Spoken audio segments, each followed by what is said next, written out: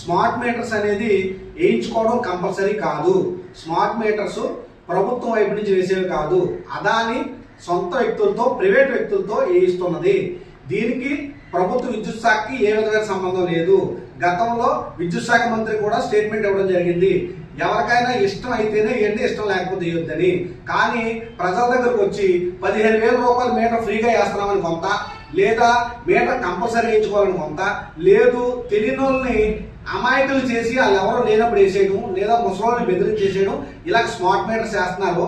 Smart meters వేయడం వల్ల మనకు వచ్చిన ప్రమాదం ఏంటంటే, ఇది ప్రీపెయిడ్ మీటర్స్. ఇవి మనం సెల్ ఫోన్ ఎలా అయితే రీఛార్జ్ చేసుకుంటామో అలాగే ముందుగా రీఛార్జ్ చేసుకుంటేనే ఈ మీటర్ కరెంట్ వస్తుంది.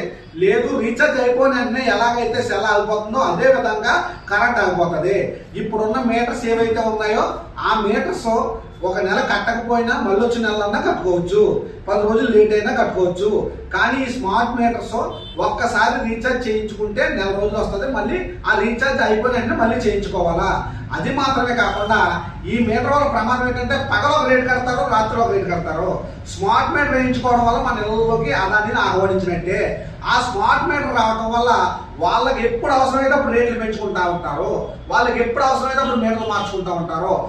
ఇప్పుడు ఫ్రీగా వేస్తున్న మీటర్లు అంటారు, 6 నెలల తర్వాత మీటర్ టైం అయిపోయింది, ఎక్స్పైర్ అయిపోయింది, కొత్త మీటర్ వేసుకుంటే 15,000 అంటారు, లేదు 25,000 అంటారు. సచ్చినట్టు వేయించుకోవాల్సిందే.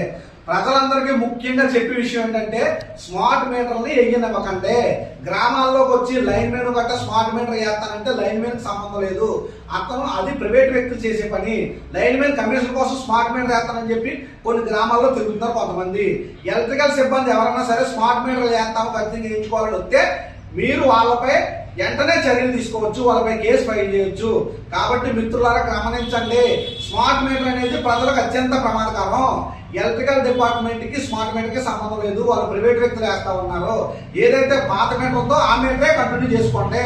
లేదు ఖచ్చితంగా స్మార్ట్ మీటర్ వేయాలి అని ఎవరన్నా అంటే అది మీ ప్రమేయం లేకుండా వేయడానికి కుదరదు. ఎవరన్నా మీకు తెలియకుండా